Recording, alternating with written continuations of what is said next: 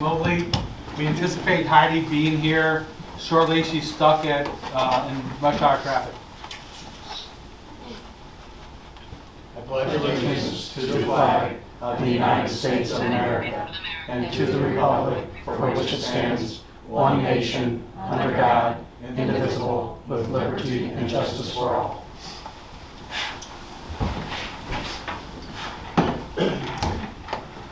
Can I need a motion to approve and adopt the agenda, please? So moved. Second. I got Mary and David. Any more discussion? All those in favor? Aye. Aye. Aye. Aye. Opposed? Aye. She meant to say yes. I heard 7-0. Okay, before we get going tonight, just kind of some things that we need to talk about a little bit. So first of all, as Art and Brent and Chris go through the presentation tonight, be thinking about what you need for Thursday from these individuals to make a final decision. Second, going down a rabbit hole tonight, although you might feel that impulse to do that, probably isn't going to be the best thing.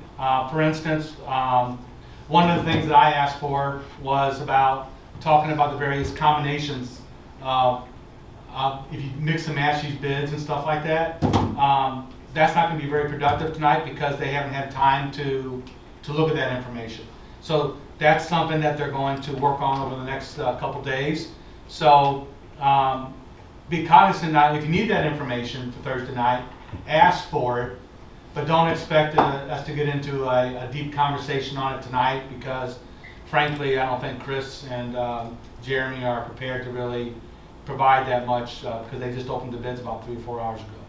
So, other than that, like I said, we'll just go down the aisle like we normally do when it comes time to questions, and then just let everybody ask their questions from that perspective.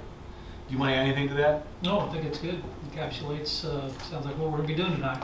Okay, so other than that, I'm going to turn the meeting over to Chris, and we're talking about Wright City High School and East Elementary addition bids. Yeah, we'll have 2 reports that'll come, and we'll start with Bond Architects, and they'll kind of summarize what transpired today earlier with our bids for the 4-room ad at East Elementary, and then Wright City High School, Dew High School, and 3 alternates to that. So. Thanks, Chris. Wanted to kind of give you the 10,000-foot view tonight, and then, as Austin mentioned, we'll really tee up a lot of detail for you. We collected the bids, both sets of bids this afternoon, so we haven't had a chance to sit down and really vet those. We've got probably about a week's worth of heavy lifting to really get into those and find out the nuances of especially the alternates, because there was quite a bit of variation in the bids as far as those went. We had 8 bidders on the East Elementary edition, which is, I would consider that pretty good in this market. We only had 3 on the high school, and part of what's going on is a number of the larger contractors were already locked in on either they didn't have additional bonding capacity or they were just so busy with some of the big projects here in town. Kind of hard to believe and really caught us a little bit off guard. We were checking along the way and had quite a bit of dialogue, and just we knew it was going to be skinny with the numbers of bidders.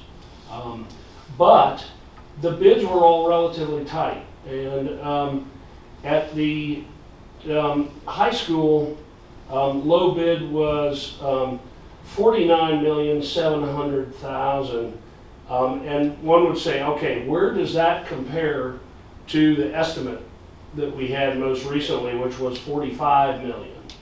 So we were almost 5 above what we were estimating the 5%. 5 million. 5 million. Okay, 5 million. On the base bid. East, we had estimated the most recent report to the board was 1.4, and that one came in at 199. So that was considerably higher in the percentages. And we do see swings like that in the smaller types of projects, but the low bid was that 199. Now, the 8 bids for East were all fairly close.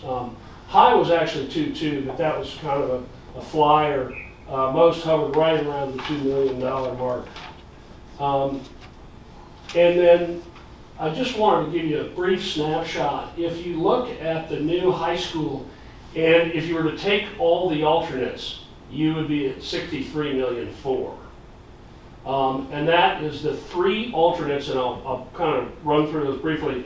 Alternate 1 is the new stadium. Alternate 2 is the performance gymnasium. Alternate 3 is the baseball field. And in the base bid, we do have the cafetorium, and I use that term because we actually built that out to serve as your auditorium until such time that you can actually build the performance auditorium at the high school. The base bid also includes the road, all roadway work, parking lots and everything else that you would envision, but that east-west road was a fairly early add into the project, but that's included in the base bid.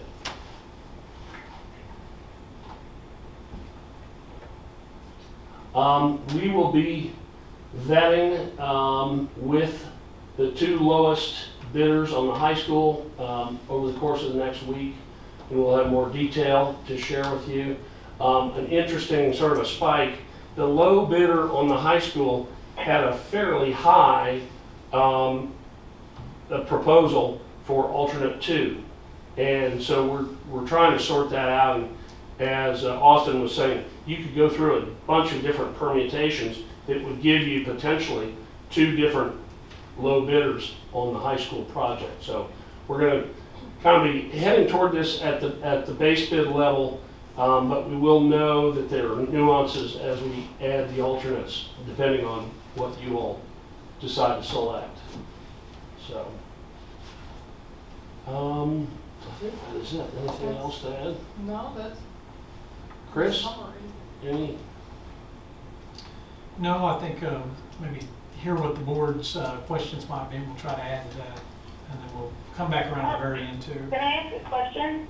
Yes. Yeah, the east-west road, are we still hoping we might get some money from county or city on that? Yeah, that status has not changed. The last status I have an update was that we are written into their ARP funding, but we have never counted on it, I guess. Okay. So we're hopeful, but there's nothing concrete on that, Alice. Got it, thank you. Yep. Okay, Heidi, any other questions? Alice, I will let you go first since you started. No, thanks. Okay, anything else you need on Thursday night from Art that he hasn't already presented or talked about? Details. Yep. What we're planning on doing for Thursday night is to have the blow-ups of the drawings so that we can show you in detail what's included in each of the alternates. Because somebody might say, well, okay, do we have a storage shed at the stadium if we don't do the performance gymnasium? And a number of those questions will come into play as to what overlaps, and so we want to make sure that you have a very clear picture of what's in each silo. Okay. Okay, Heidi, I'll let you go next. Okay, maybe I'm missing something. Please set me straight if I am. If Art's saying that it's taking them a week to go through these bids and get better details and a better feel for everything, how are we voting on Thursday? We should have most of the heavy lifting done, and I'll let you know in advance if we have any questions that would be a stumper for the board. I'm hoping in the next, tomorrow, that we can really make some ground, but your question is spot on.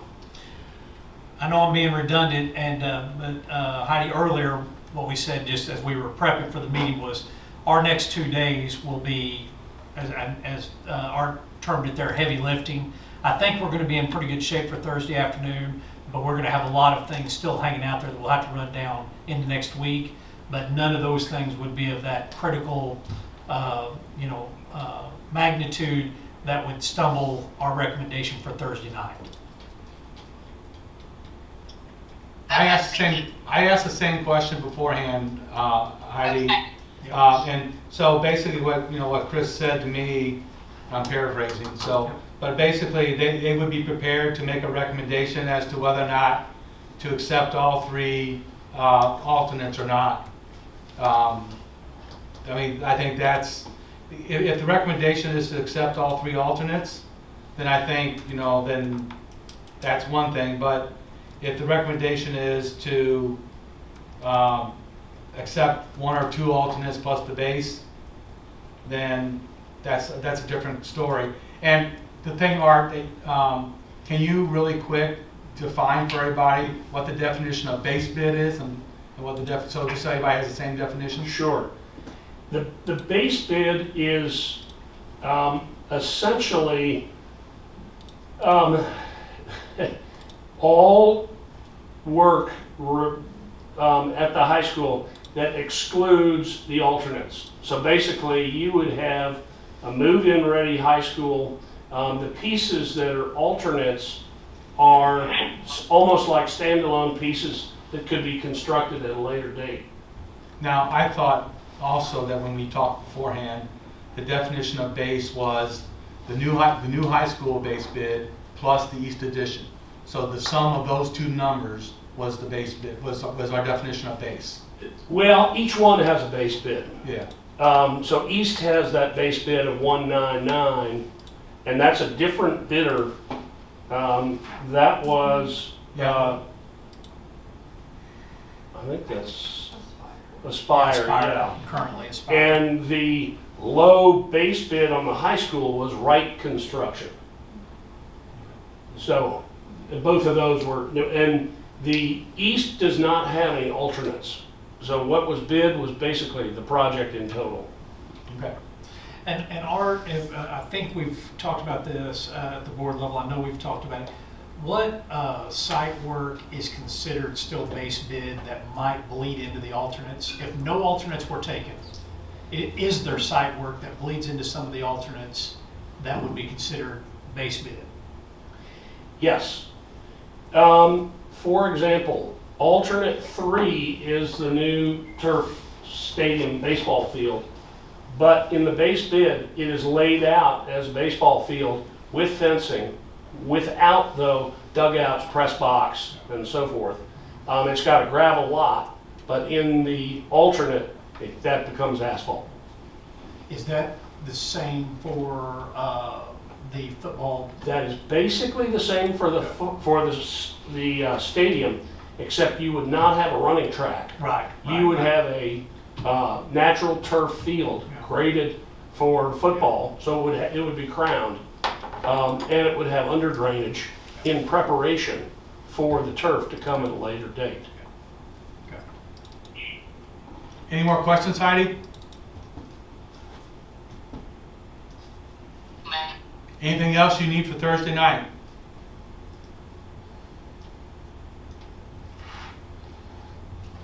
What did you say? Anything else you need for Thursday night? I do not believe so, thank you. And of course, you guys can email us. Well, that goes without saying, but we can pull something together if you can't think of it tonight. But if you can tonight, even better. We'll give us a little more time to prepare. Okay, Aaron. So I would like to know, in our bids, in the range, I know you said they were close, so I'd like to know what the differences are, if there's anything outstanding, if it's materials or anything that's causing the difference in where those bids are falling. Also on the contractors, what their resume looks like, any other jobs that they've done, references with schools that they've worked with.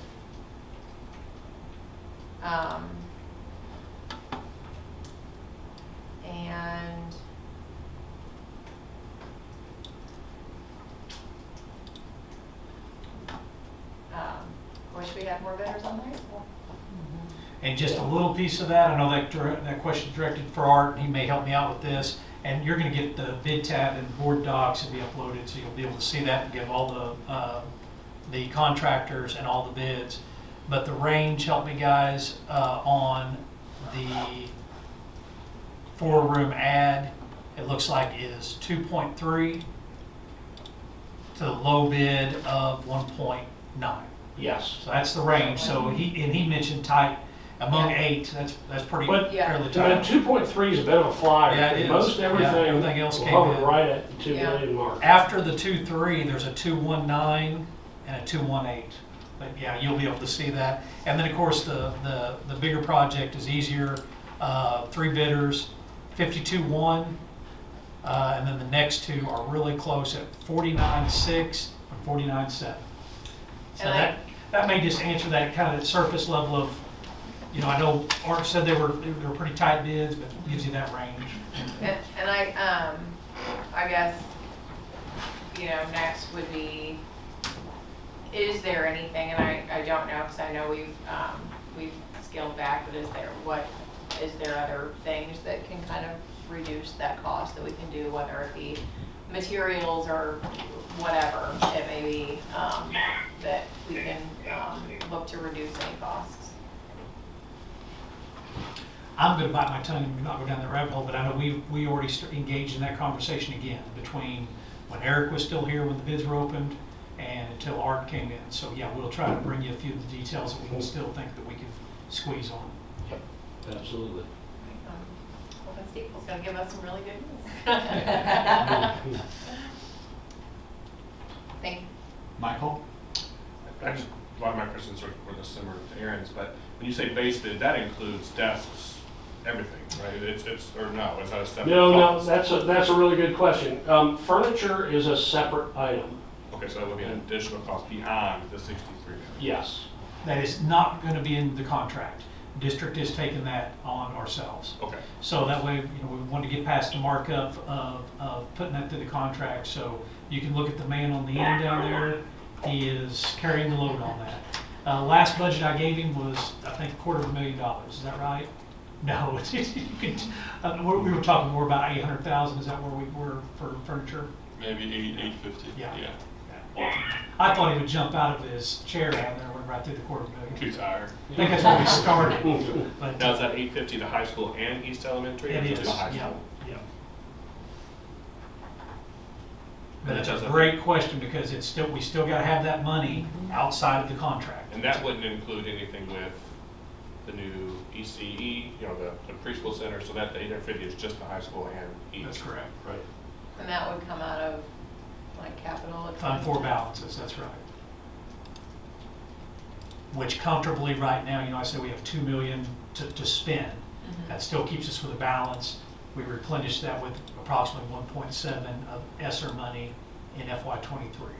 So, you know, our Fund 4 balances are going to be in pretty good shape, and we're going to need them. You know, we talked about that when we talked about the end of the year. We'll see that again we'll touch on that again when we approve the audit next month. Your question about the furniture is a good one too, because it ties into contingencies. And we've talked about contingency dollars all the way along. Part of it was hedging against the inflation and construction costs. But now we're faced with, we need contingency dollars just to make sure that we don't run into something as far as, typically on new construction, it's going to be soil related.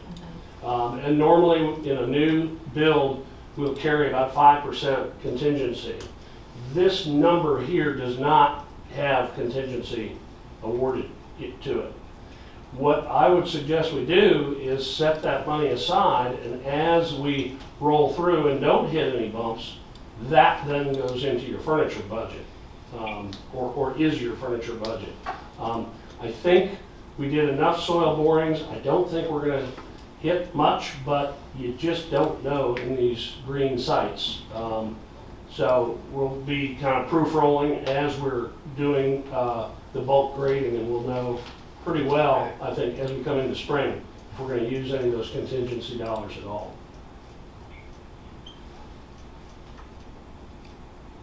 I don't think I have anything else other than, yeah, if we can find some cost savings, that would be certainly ideal. Maybe let's bang for our buck. Heidi, you get to go again since you're here now. No, I was wanting to see that with my eyes because I thought I heard what I heard, but I wanted to verify. And I was, Aaron pretty much covered beyond what I was going to ask, so I'm good to go. Mary? Well, I could do the math, but I just haven't yet, but and this may be something we're gonna talk about next Thursday, but could you just give me a percent of what these bids came in higher than what we expected? Yeah, they were Around on, 10, yeah, about about 10%. 10% higher than we expected. Yes. I think they've answered all my other questions. I don't have any questions. So, I've got another question if I can. sure, go ahead, Alice. I'm concerned about compliance with the Davis-Bacon Act and the Prevailing Wage Act and want to know how contractors will make sure that they are in compliance so we don't get stuck with fines. And I guess part of that would be making sure that none of the contractors have cases filed against them related to either of those. That's one of the things that we'll be looking into, and they will be filing the corresponding prevailing wage paperwork as they submit their pay requests. Okay, and good. that'll actually be a preliminary to approval of any pay requests. They will submit that about a week and a half in advance, so that we'll have a chance to review those before the pay app is due, and we can therefore bounce it back if we see insufficient paperwork or if there is an issue. Then we can hit it before it really escalates into anything. Okay, good, thank you. Or what I'm accustomed to is you guys review that, then you'll send it to us for our review. Yes, And so to go through two levels. and you'll then of file it scrutiny. too. Okay, Yep. very good. I got one more question. I'm gonna apologize in advance. But is there a reason why we have to approve it on Thursday? I guess my thinking is I feel like we're rushing it a little bit, and I feel like for me, I would want to get as much information as I possibly can. And if there are efficiencies that we certainly can find, I guess I would like to explore that. I think, these are taxpayer dollars. We want to make sure that we give as much as we can get. And so I guess my understanding is there a reason why we have to do it on Thursday, or can we do a special? I'll let Art meeting take a next crack week, at it, or- then I'll maybe speak to it too. And hopefully it isn't adverse to what you're saying. Sorry. No, that's a very legitimate question, and I do not want you guys to feel that you're under the gun. And I think that's a very responsible question. And I think we can get answers to most of our questions by tomorrow. Now, there may be a few things that aren't readily available. We're going to be requesting a list of all subs. We're going to be requesting any background information. We're going to want to know who the superintendent is, because it's very important as to who's staffing the project. There are a number of other issues that will be going down, and I think we can do it, but your point's a really good one. And then what I would add to that maybe, Michael, is that I want to level our expectations. We've been through several iterations, as you guys well know, during design to try to reel this thing back. We're not going to find millions of dollars of cost savings. That is absolutely not I what wasn't we're talking that about. off. What we're talking about, actually, in my experience in the past, and that may not be how this project lays out, the contract is awarded to the contract's awarded to a general contractor, and we come up with something, and I'll give you a goofy example that was an eye-opener for me early on in a pretty sizable construction project, was that there are shades that go around the HVAC. There's a better name for those.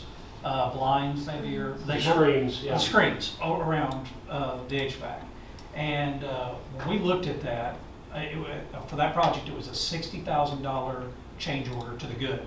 And we all talked about it, and we said, do we care about those screens? And we brought that back to the board, and it was a home run to grab $60,000. So there'll be things like that, but those oftentimes are even after the contract is, after you're rolling, that we might be able to find those cost savings. That's more in the realm of what we're looking at. We're not looking at being able to find it's all a substantial amount of money, but. Yeah, I wasn't hoping for Yeah. like, $5 million savings. Well, Chris, you and I did talk about taking the asphalt out of the package We did. and rebidding the asphalt portion at a later date, closer to the time that we'd be doing the installation. Simply because petroleum prices are higher than we've ever seen. And so that's one of the things that's kind of Yeah. in the back of our minds right now. That we're I said I'd bite my tongue on the examples, because we've got a handful of examples that we'd like to dive into, but all those maybe after even the contract, you know, working with the contractor on those. Accurate, okay. Yes. You ready for me? Yes, sir.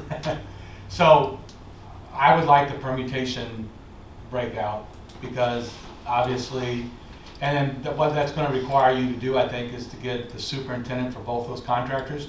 Because like we talked about, the one that's higher on the base, if you took the base, his base, plus alt 1 and 3, that's lower than the guy who bid 49,688. So if we can't do all three alternates, then we may have a different new low man on the pole, and so we're gonna need his or her, all that information too, so you can vet that out.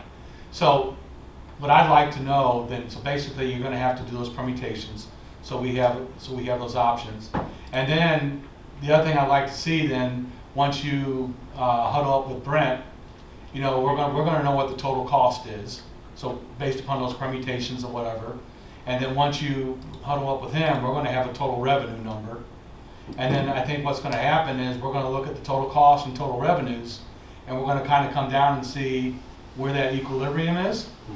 And then based upon that, then the question is that, you know, does that become what we take?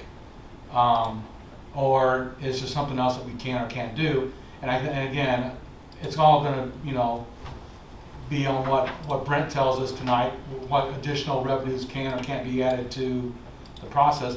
And then also don't forget, you need to add your fees into it, plus that contingency as part of our total cost, so that, you know, we have that true number, and then we have our true revenue number, and I think that's is what I'm gonna need in order to make a final decision. So unfortunately, from my perspective, segregating the base bid from the alternates, unless we do all three alternates, I don't know if we can segregate it. You know, basically say, take a base bid on Thursday and then deal with selecting an alternates later, because obviously that's going to Could shuffle the deck. it's shuffle your deck in terms of total cost in terms of being the lowest bid. So I know he may or may not like that, but that's where I'm at on it right now. So. Understand. Okay, you get the final word. I don't know, you guys have covered, I guess I will insert this in there, because I wrote myself a note to talk to Michael, but this message to the entire board. If we're not ready to go Thursday, we're not gonna put it in front of the board. So we're either gonna have it ready for recommendation, or we will do a touch base and then a special board meeting. Austin came in here, and I bet you said that 3 times. We can do a special board meeting, the board can pull together. It's too important of an issue to not have all the information we need. So feel confident that if it's on there for recommendation on Thursday, we're ready to go. If not, we're re-racking them, and we'll do it a week later, whatever, however much time it needs. So I like the idea of doing this meeting to kind of air some of these things that the board needs to make the best decision that they can. And so we'll just take it bite at a time. Okay, any final thoughts before we move over to Brent? Thank you. Chris, back to you. Yeah, I'm just going to introduce Mr. Dr. Brent Blevins. I haven't had to call him Coach, Mr. He was my boss at one time, actually, believe it or not. I was his lowly assistant coach many years ago. But Brent, if you want to step up here and give us an idea what we're looking at. Sure. First of all, I want to rewind a little bit and talk. I know you all know this, but sometimes it's good to reflect on where we were and where we're at and talk about where we're going. The district is I know this is tough, and you guys are in a same. Actually, I'll talk about that in a minute. You're in a better position than most districts that are doing the same type of projects across the state. Obviously, I'm all over the state. We had a lot of folks go out last April and the April before that with bond issues, and we've had clients that were, on a $55 million deal, we're at $95 million, and $40 million, they're at almost $60 million. So every dollar matters, and I get that. But we've hit an unprecedented time with construction inflation and things of that nature, that you all have to deal with these things. So I know that you're stressed about this, and I look at it and say, oh, we're a lot closer than I could have hoped. So I'm glad about that. But as you know, we moved levy from the debt service fund to your capital project fund. We're able to do the general obligation bond issue and do the lease purchase, which we've still got the second tranche we're going to go issue.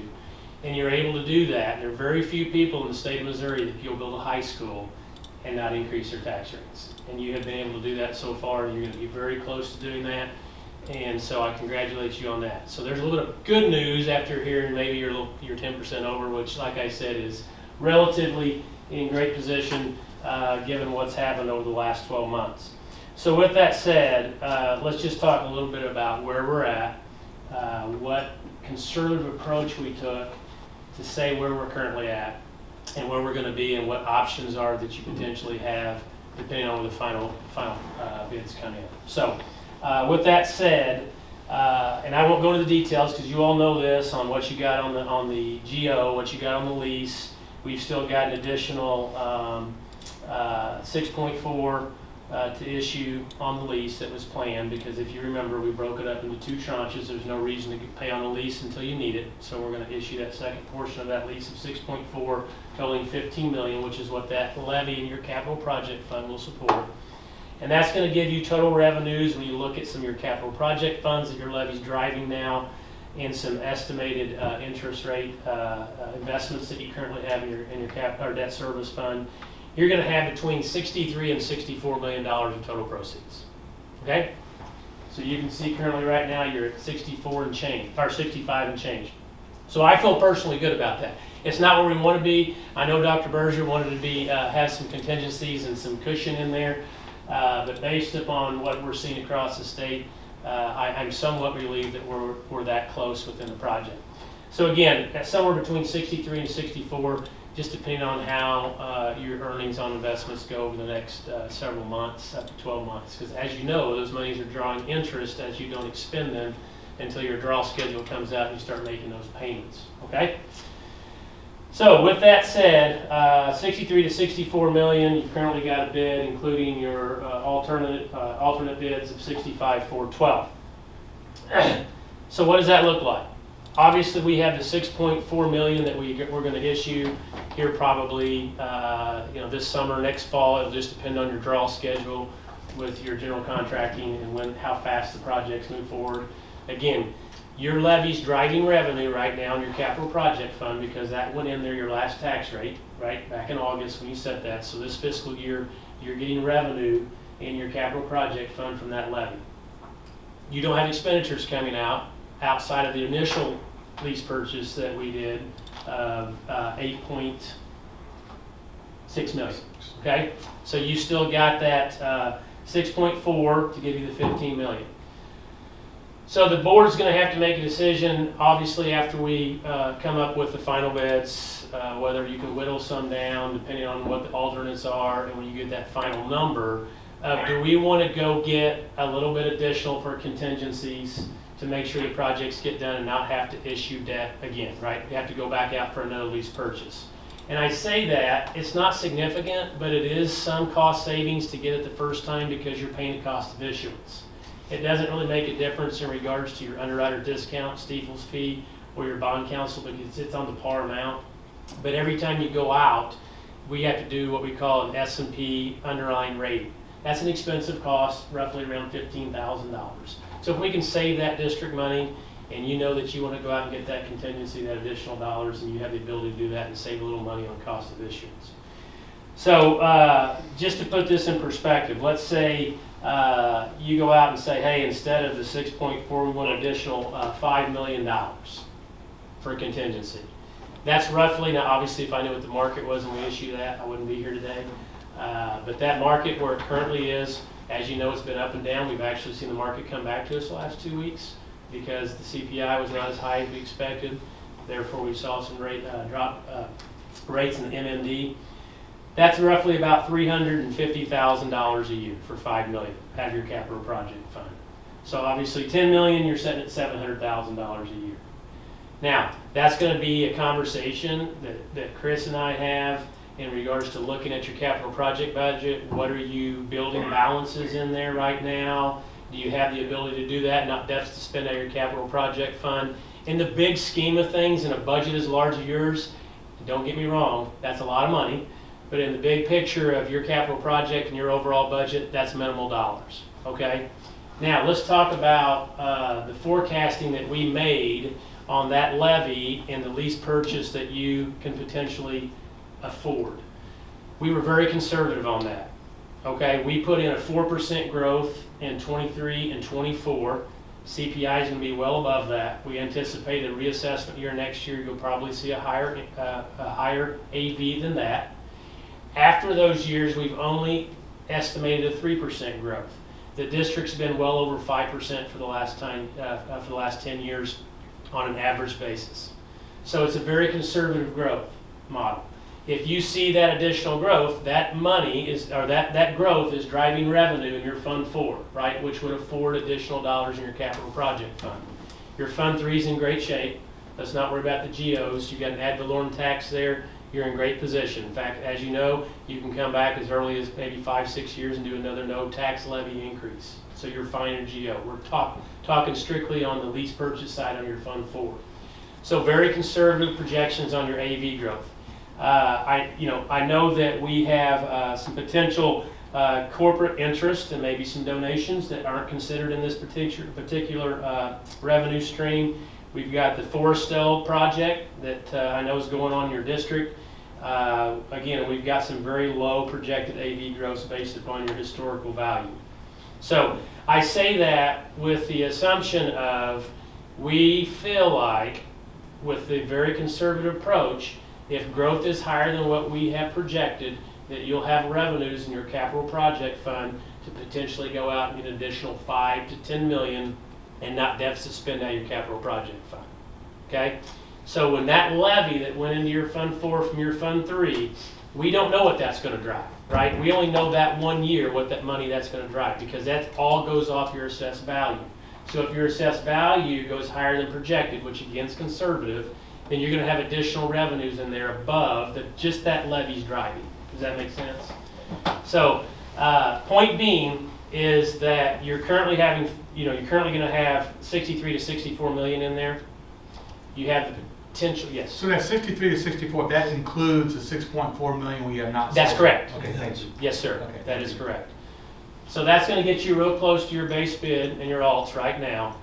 And then it's going to be up to the board to say, hey, we've had a conservative approach on our growth and our assessed value and what that levy's driving out of Fund 4.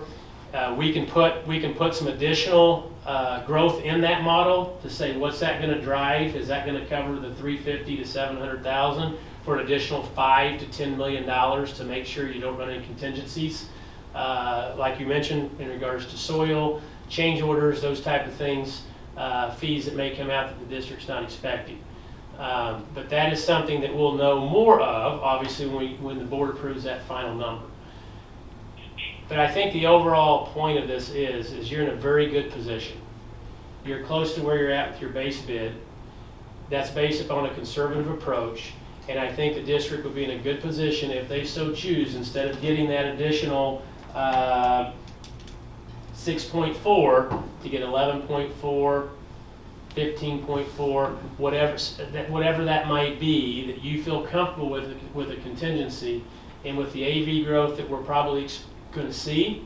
I don't know that, but just seeing what's going on in your communities and with our very conservative approach, I think you'll see very minimal impact in your capital project fund. So, with that said, I'd be happy to answer any questions you have. And by the way, we can structure that in many different ways. And I've talked to Dr. Berger about this as well. If it's a cash flow issue, some of the districts I'm telling you about, right? They're going to get lease purchases to finish their projects, without a designated levy over there like Wright City has. Does that make sense? They're just having to transfer money out of their operating over in their capital project funds to finish their projects. They just got to finish the projects. They told their voters that's what they're going to do. And so they're taking that from Fund 1 to Fund 4 and finish the projects that they promised on their ballot language. You're in a position that may not happen, and you're in a position if it does, it'll be minimal. We feel like that you're really going to be in a good spot in your Fund 4 to take care of with your current levy. But with that said, if cash flow becomes an issue, we can structure those deals in many different ways. We can do interest only if it's a cash flow up until the call date, and we can put a call date on it that matches up with your next general obligation bond issue. So in other words, if you're wanting to move that debt from Fund 4 to Fund 3, you could potentially, your next bond issue, say we're going to do, $10 million in projects, and we're going to do $8 million on a lease buyback, which gets that expense out of your capital project fund, moves it into your debt service fund, where you're paying for it out of bricks and mortar instead of your capital projects. So there's lots of different options that the board has to make decisions on moving forward on how we structure this, based upon what your final bid is and what kind of contingency the board's wanting to make sure those projects get completed. Okay, stop there for a second. Chris, you want to add anything to that? I do, but I want to go, I definitely got a couple things I want to mention, but let's go around the horn if that's okay, Mr. President. that's and then good. I'll- Alice, since you're on the phone, you're first. I don't have any questions at this point. Okay, since Aaron went first last time, I'll go first this time. Thank you. No worries. Okay, so what I've heard is that if we go with the additional 5, right, that doesn't get us to where we need to go by the time we end up paying Art and paying and having a contingency to do all 3 alternates. So what the question becomes is, if we go with the 10, then what I'd like to see is, to your point, is that an extra $700,000 a year? It is. Okay, and then the question is, with the AV growth, so let's say you took a 4% and a 5% AV growth, then what is the additional revenues on that? Sure. And then, so the question becomes then is, if I want to be risky, and I want to get 10 mil, and then what's my addition, if I do 4 and 5%, what's my additional revenue growth? And then am I covering that 700, or am I deficit spending there on 10 million? Because I think, if you get to 10 million, then that gives me, because I have the money to cover everything there, then the 10 mil gives me a good contingency and a good, that I can pay the fees that I need to pay for everybody, and that gets me to a point where I'm comfortable. And then I guess the question we all have to ask, then the question I want to ask you is, you hear Bezos and all them talking about recession, right? So, the question here is, in your crystal ball or whatever, would a recession put a dent in those AV numbers? Because right now you already hear housing's coming down again. Sure. I mean, you hear that. I heard Yellen say earlier today that she expects the inflation rate to hover about where it's at and start to come down in the next 2 years, and around 2 years from now back to pre-pandemic levels, back to the 2 to 3% or whatever, to get us back there. So what do you see? All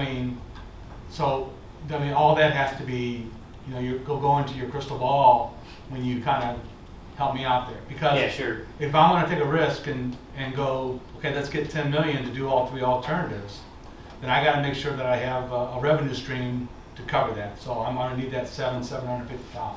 Yeah, absolutely. So that's what I'm going to need to see from you. Yeah. And then obviously, when you work with him, then that's going to give me I got my total cost, I got my total revenues, and then I can, with a certain amount of accuracy, say, and put my head on a pillow at night. Sure. And say, I can sleep with this decision. Yeah, so we'll get you some projections put together of what AV increase you would need to see to cover that additional 750. Yeah, right? that's what I'm looking at. And secondly, I will tell you that over the last 20 years, well, actually about 15 years, to be quite frank, since the Great Recession is kind of when we go back and look at it. The district has seen growth actually much larger than that, than the 3%. You're still hovering right around 4.5 to 5. So the good news of that is, you're right, it's a crystal ball, right? So we take historical data, which is all we have. So during two mini recessions and a Great Recession that we saw in 2008, the district is still seeing growth above that. So that is kind of why we do that, why we say the 3% is what we see as a conservative growth. As you mentioned, they're still talking about increases over the next 12 to 24 months, which you're going to see then potentially 2 years, definitely 1 year of a reassessment year in tax year 2023, FY24 for the district, of hopefully a big increase above what we're projecting at 4%. Maybe it's 6, maybe it's 8. It should be close to the CPI, hopefully, right? Maybe better, because we're seeing a lot of big things happen in your community, which is great. But moving forward past that, again, what does that look like on an AV growth? Well, the good news is it does allow us to make some projection based on historical data and values through that Great Recession and too many recessions in which you still saw growth larger than that 3%. So we're not shooting from the hip necessarily on that. We're really looking at what happened over since 2008 and looking and projecting your AV growth based upon that. And that's why I say we're being conservative. Okay, and one more thing I wanted you to add to that equation. Okay. And I forgot to ask you this on your one. You know, we talked about, we had that phase 2 where we got to do the renovations here and the renovations in the high school, where we got to go out to bid for that. And then ultimately we're going to need revenue for that. And so, and I think that was, I forget what those. 2.3 or so. Yeah, so right now we're estimating 2.3. If you compound interest on that, inflation on that, you're looking at another $400,000 over the next 2 years. So you're looking at 2.7, 2.8, if it's 7% or whatever. You're looking at 2.8. Let's say you round it up to 3 million. So if you use 3 million for that, you're looking at in 2 years we're going to have to figure out how we're going to renovate this building in the high school to complete what we're doing. So the question then becomes, do we do those alternates, or do we save that money to do that phase 2? Yeah. So Makes sense. all right, I'm done. Dave? That's a lot to wrap your head around. That's a lot. I guess my question is the numbers that you have projected to us are based on the 3%, is that correct? Yeah, 3% assessed value growth annually. And then I assume what Austin was asking, and maybe I'm wrong, he wants to see what it would look like if we went with 4% and 5%, is that right? Yeah, I think so. We'll take a 5%. We'll take a $5 million additional lease and a $10 million additional lease above the 15 that was your levy was projected to support, and say what percent of AV growth do you need to see to cover that, and then I will bring those projections back Yeah, perfect. and get those to you. Issues. Yep, that's it. That's all I have. Okay. That is a lot to wrap your head around. I just, I was on the board back when we did that lease purchase. It still scares me because that was, but, you're guaranteeing me that things have changed since then, but our hands were so tied. And we know that with the teacher shortage and, we're gonna have to, our salaries and, Sure. it scares me that our hands are gonna be tied. Yeah. We're gonna be, we just need to make sure those numbers are coming in the way we want, that we don't tie our hands for the future. Yeah, that's a great point. Like I mentioned, most people that go out and get lease purchases, that expense comes out of your Fund 4, does not have a dedicated levy to make those payments, right? They're just transferring money to 4, or they're putting levy out of their Fund 1 into their Fund 4 to make those payments. So it's really what I would call operating dollars, paying for that capital project expenditure, which handcuffs you for teacher salaries, for operational expenses, those type things.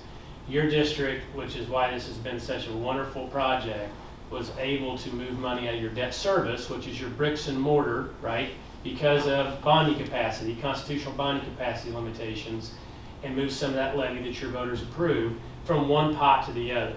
So when you did that, now you have a dedicated levy, not from your operating, but from your debt service fund, your bricks and mortar fund, that allows you to make those payments that did not impact your operating fund.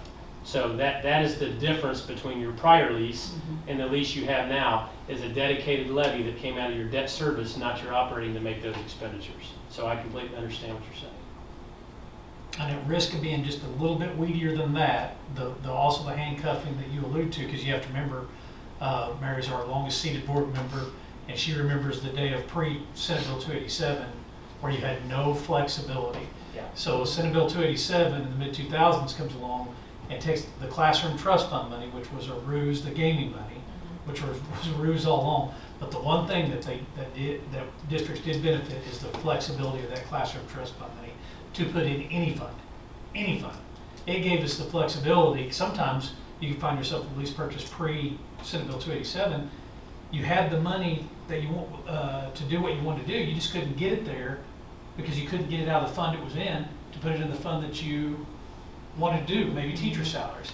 Now we can manipulate classroom trust fund money and revenue that directly into whatever fund we want to make the expenditure on. So that's a little bit weedy. No, I won't go much deeper than you. We're trying. And Dr. Burge and I still You just talk broke about your own ground rule. Yeah, Dr. Berger and I still talk about this being the new formula, and that was in 2004 Yeah, or 5. mid-2000s, right. Aging myself, but in the old formula, he's right, you were limited to how to get money in 4.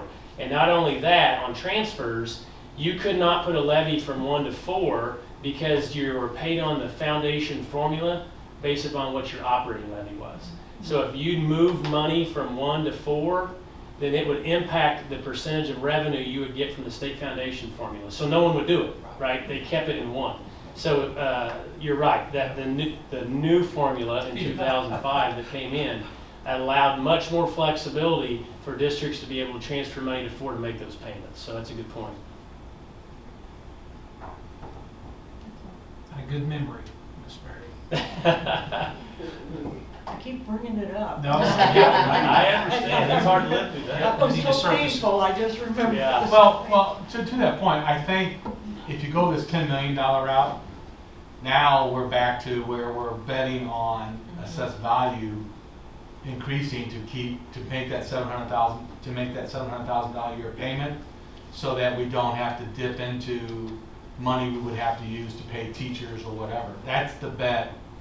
That's the bet that you're making, I think, is because with the 6.4 million, that what we levied into Fund 4 covers it, and our operating teacher salaries and all that's not impacted. Now we're making a bet that says if you go for additional 5 or 10 million, are you going to get an additional 350 or 700,000 with the new growth going in? So you're not impacting that. That's the bet that you're going to have to take. And then the question is what's it take for you to put your head on a pillow? But if your numbers are proven for so many years, historically, do you still consider that a bet? Past performance is not a guarantee of future. Oh, come on. And you're right, but It's a good predictor. But it's a good predictor, you're right. But again, he'll tell you anything, past performance is not a guarantee. It's a good indicator, and it may be a good hedge, but it's not guaranteed. Yeah, and I think that's the question everyone's going to run into, right? Do we make that bet, knowing that the projects are going to have to be done potentially down the road, with construction inflation going up 14% a year? So, at the same time, you're thinking, okay, if they're going to cost, if we have to wait 3 to 5 years to do these projects, what are they going to cost then compared to the cost now, compared to going ahead and getting the revenues now, getting the projects done? They're both potentially, one's going to cost more than the other.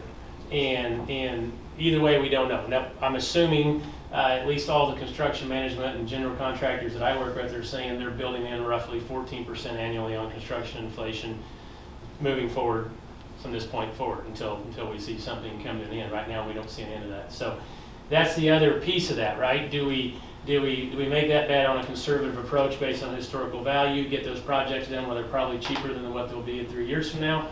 Or do we wait and make sure that we have the revenues when potentially it's going to cost you more down the road. So it's such a two-edged sword, and it's a tough situation, and you just have to do what's best based upon the most recent best information you can have. You're right, Austin.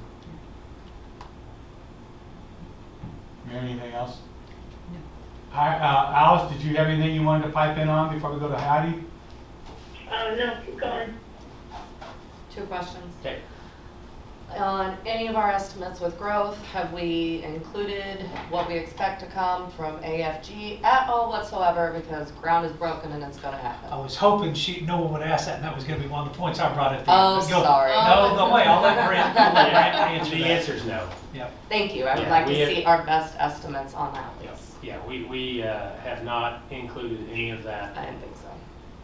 My second So question. can I expand on that just to make sure the Yep. rest of the board is up to speed on that? So everything Dr. Blevins has spoke about does not factor in the AFG plan that project 1.5 million starting their first taxing year. Right now is projected to be 2024. So that's 1.5 million after the abatement. And that's total revenue, That not is- necessarily what's gonna funnel into Fund 4. That is correct. Yeah, Okay. 1.5, and that does factor what goes into 3 and 4. That's right. And another thing on that is, kind of this hedging conversation is, anecdotal as it is, 38 pieces of giant equipment moving on that property. 38 pieces, not skid steers.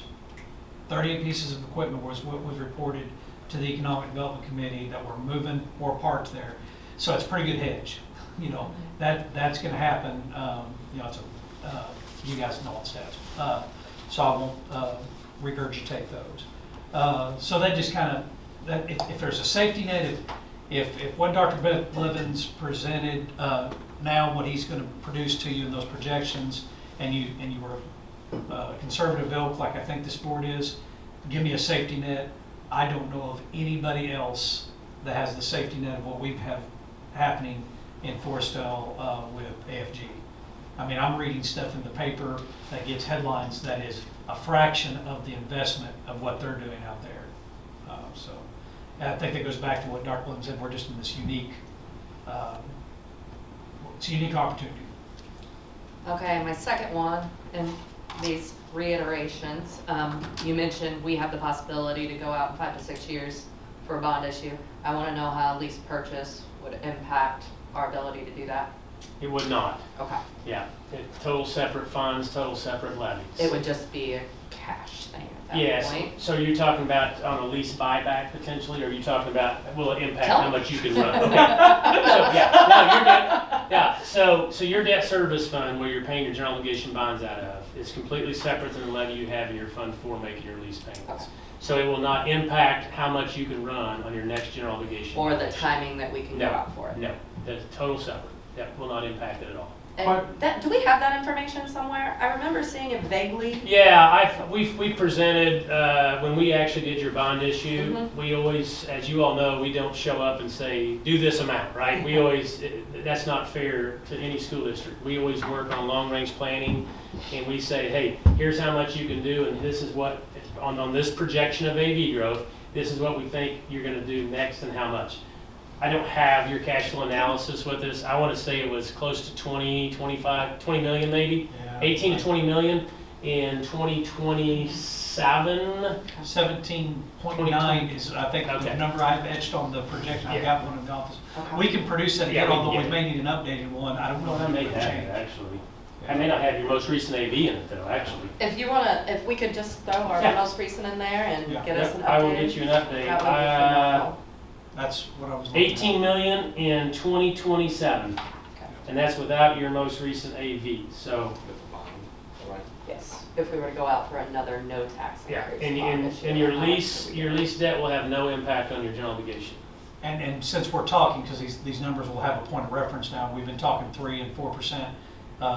This current year was 9.8% of assessed value growth.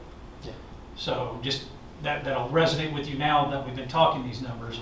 Are we banking on that every year? Absolutely not. But, Right. but that was a good year for us. Double digits in Lincoln County and 9.8 after the refresco issue that I, don't, I'm a little aggravated about, but still almost double-digit growth for our district. So the other thing I would look at is how many of you had your used car price insurance or tax rates go up this year? Yeah. So, I mean, Yeah, my taxes are so your taxes went up on your used cars. Oh, they're terrible. But remember, the school gets. But some, happy to support the school. Thank you for your support. I'm serious, anything else, Heidi? No, those were my questions. Thank you. If we could get that info, So- that'd be great. Can I ask an additional question? Sure. So, I know that the place in Forestell is getting an abatement, but from an assessed value perspective, we get that entire amount, right? So it goes towards your bonding capacity. Yeah, that's what I'm thinking. Correct. So let's say that's worth an additional 400 million, right? Correct. So immediately, 15% of 400 million is, 60 million? Yeah, close.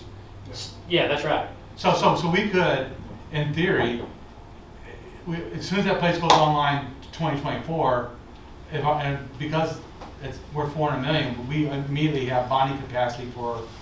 For more, correct. Now, the thing about that is as you know, we move some of your levy from 3 to 4 for the lease, right? Yeah. So then it becomes an issue of not maybe, it won't become an issue of constitutional bonding capacity, it'll become an issue of affordability capacity. Yeah, well, So- we may have to go back to the voters and say, do you want to do a tax Right, increase? right. But even if not, Yeah. you're still going to have. We're not, I get it. No. Yeah. And that's how you can do it. Yeah, sure. But even if not, you would still have the ability, because you're still up against your bonding capacity, you're real close to it, it would increase that, giving you the flexibility to move out and potentially go get more than the 18 million if your AV increases because of that. Now, you're only going to get the revenue based upon whatever pilot that you have agreed upon through that abatement. Yeah. But you're right, that assessed value of whatever that's assessed at, even though it's abated, goes towards your constitutional bonding capacity. And also note, when that comes on the rolls, I don't know what the agreement is on the abatement, that comes on as new construction, even though, let's say it's a 15, 20-year abatement. When that comes on for the first time, that's actually considered new construction, so it doesn't impact your Form A calculation and the Hancock rolling your levy back. It all goes down as new construction the year that abatement's gone. So that'd be another bonus for you when it does, the abatement rolls off. And not that I was prepared for that, so I'm kind of a little guarded here, but because not what I'm going to say, but how that all calculates out, but double that investment, because it was 400 million, and if you remember, the update is AFG is now at 800 million on what the projected AV impact is going to be out there, or not.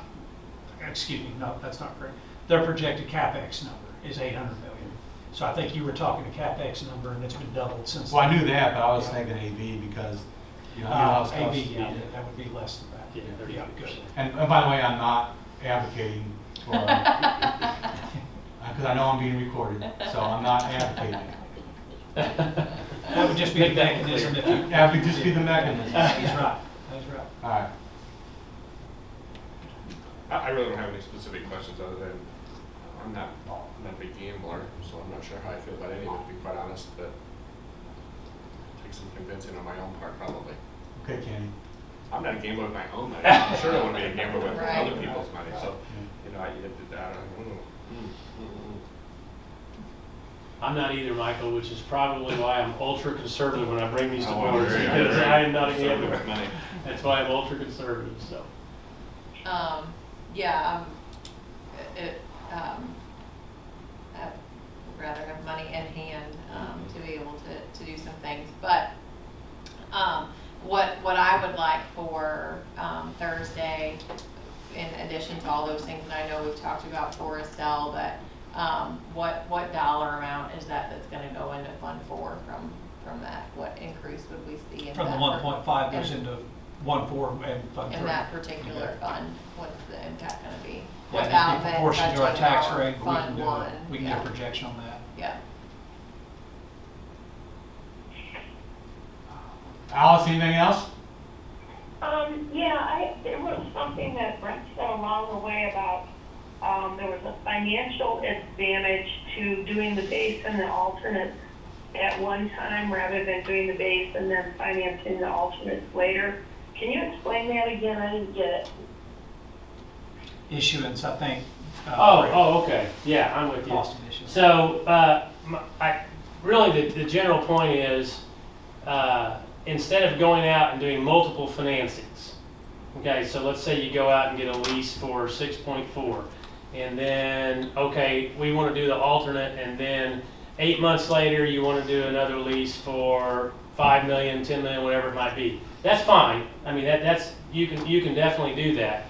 I'm just saying if the board is truly committed to finishing the projects and knows what the final number is, and here's the money we want to go borrow to make sure there's a contingency, we get the projects done, and you're comfortable with that, then it's cheaper to issue less times. Does that make sense? So if you do one issuance instead of 2 or 3, because every time you issue debt, you're paying state auditors' fees, bond counsel, underwriters, trustees, Standard & Poor. There's a process you're required to go through, and people that are involved in that cost of issuance, that's cheaper to do it once than it is twice or 3 times. Now, is it significant? No, but I think it's relative.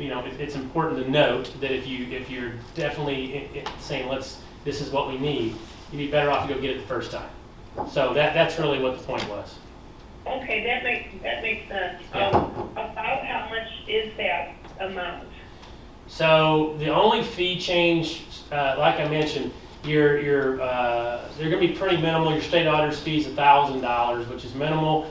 You're going to have your trustee or paying agents probably going to be $2,500 to $5,000, depending on who we bid it out and get the lowest price from.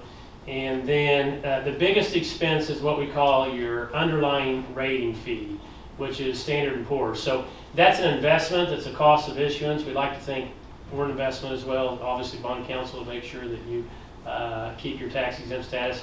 But that S&P rating is who goes in and takes a deep dive into your school district and community and gives you what we call an underlying rating, which the district's currently at a AA minus.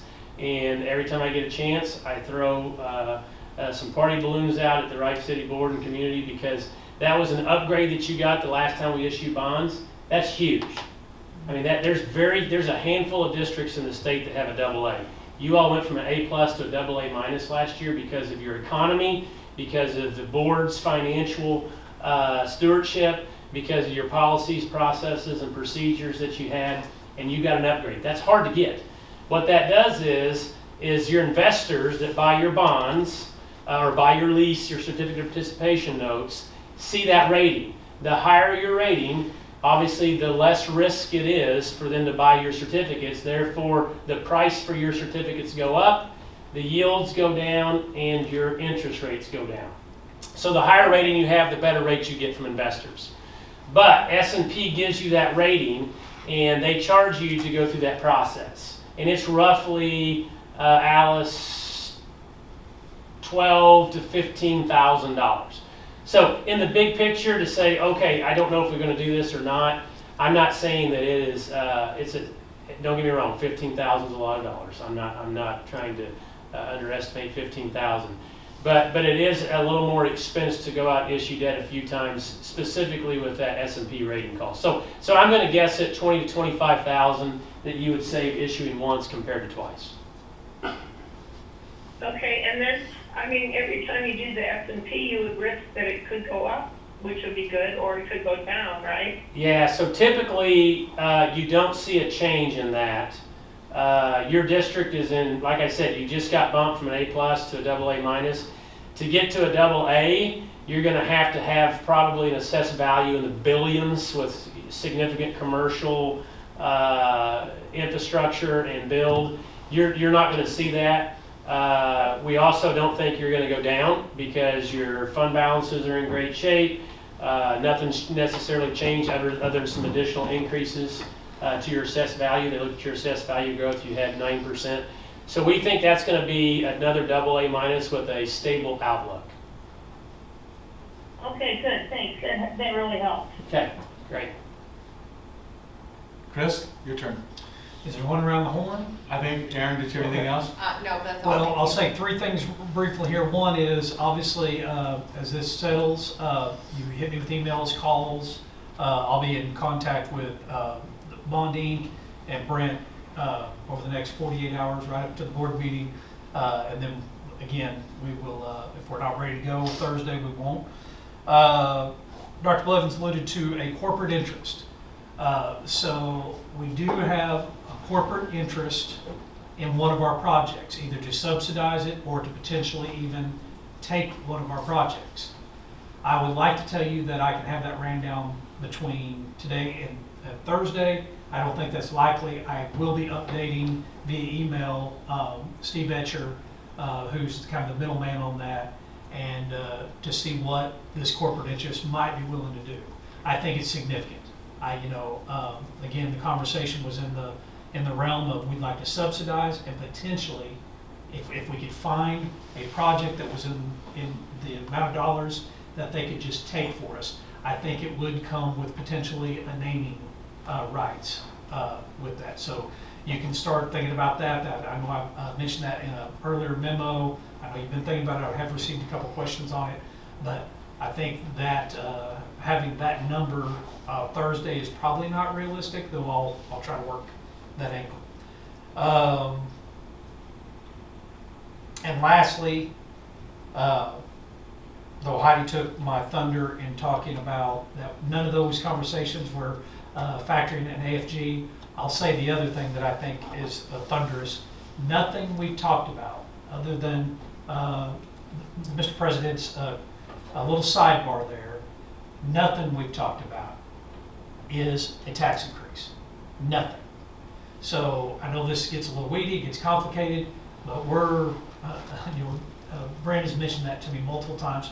I can't believe you guys are going to be able to do this without a tax increase. You're in such a good position, blah blah blah. And we just are. So as we hear we're in this wild economic environment, I think it is good to have that levity to breathe. And Brent does a good job of telling me horror stories in other parts of the state where I think, oh my gosh, we're not them. So this is just part of the sausage we're making, and I think we're going to be able to bring our folks everything that we committed to without a tax increase, which is huge.